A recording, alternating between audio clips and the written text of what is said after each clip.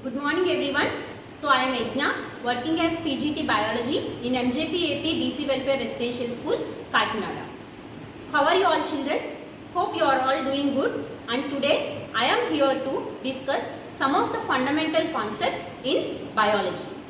So you are all learning biology, right? So what do you mean by biology first? Biology. So the word biology means,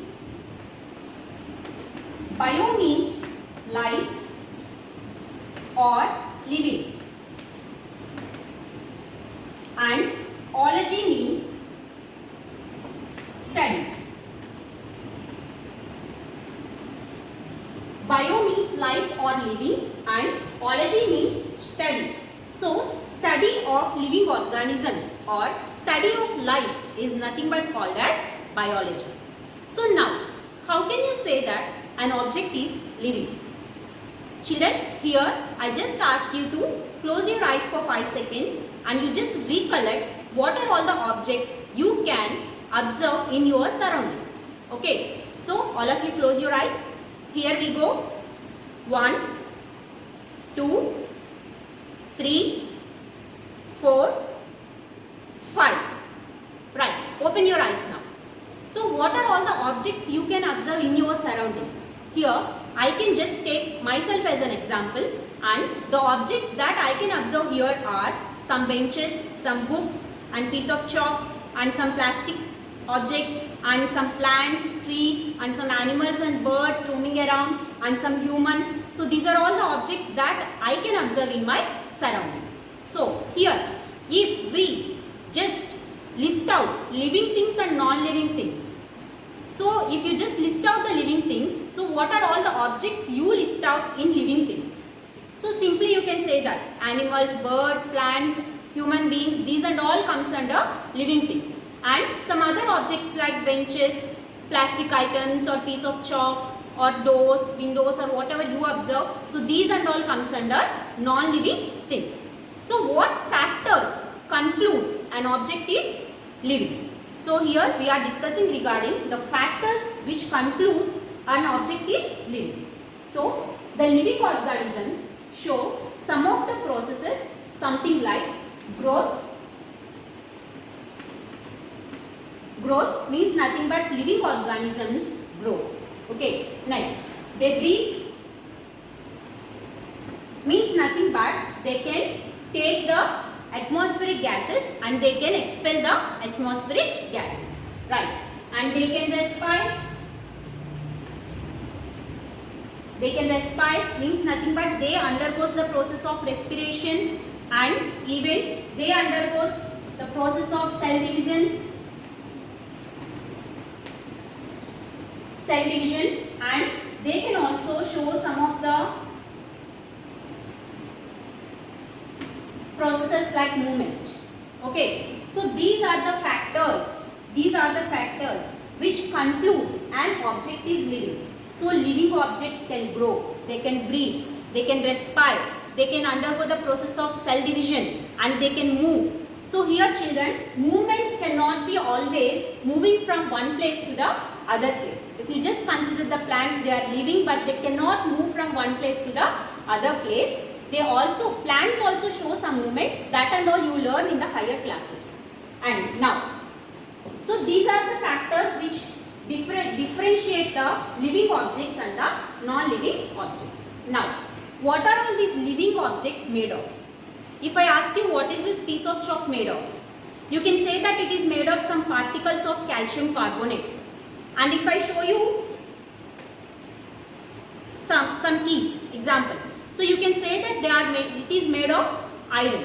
So something like that. What are living organisms basically made of?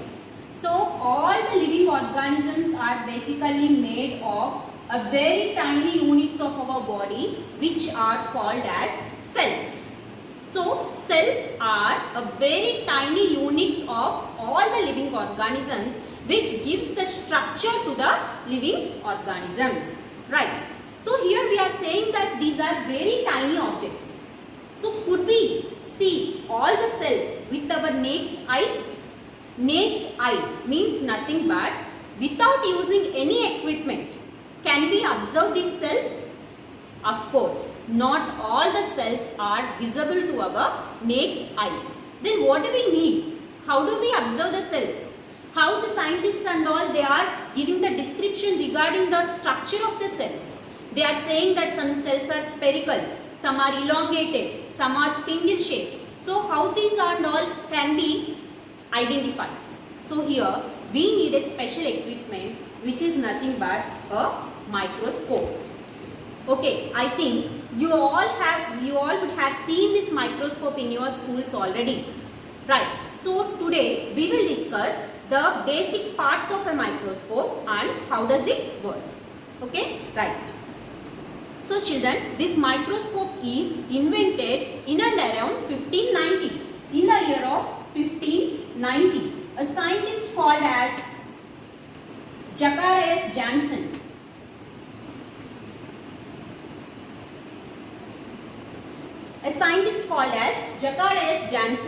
invented this microscope. So till then, so before the 17th century, so no human being knows that even the world exists which we cannot see with our naked eyes. So there are very small tiny objects in the world, children. So microorganisms and very tiny cells of living organisms.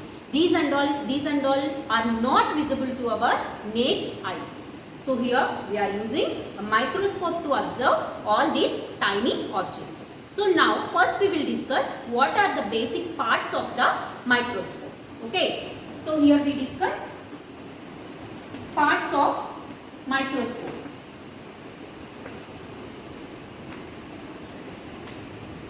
Right. So microscope is an object or equipment which help us to magnify the objects. So magnification gives you clear picture regarding the structural aspects of the tiny objects. Now here we have a lens, first lens, which is nothing but called as eyepiece. Okay, so this is what the eyepiece, and through which usually we observe the samples. Okay, so something like this, from here we observe the samples. What it is called? Eyepiece.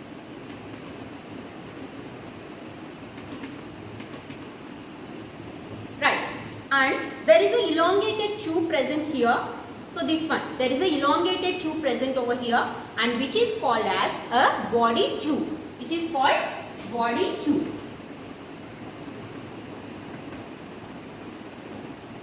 Next, here you can see different types of lens here, right, which can be adjustable here, and these lenses are called as objective lens. These lenses are called as objective lens. Objective lens. So here body tube connects the eyepiece and the objective lens. So these objective lens, these one, so this one.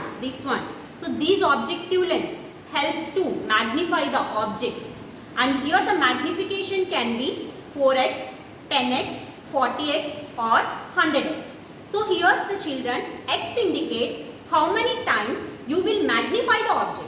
So suppose if you just observe this objective lens, you can either fix 40x lens, 100x lens or 10x lens based on your requirement. Right. Now next we have stage. So this is the stage. Okay. And what is the major function of the stage? So here stage help us to place the samples. Stage help us to observe the samples. And here suppose if you just want to observe a sample, I'll just keep a drop of water on the slide, and I'll just keep that slide over here on the stage, and we can observe the sample. So stage help us to place the slides which you can observe the samples. So next we have the stage. Next, so children, we have an arm here.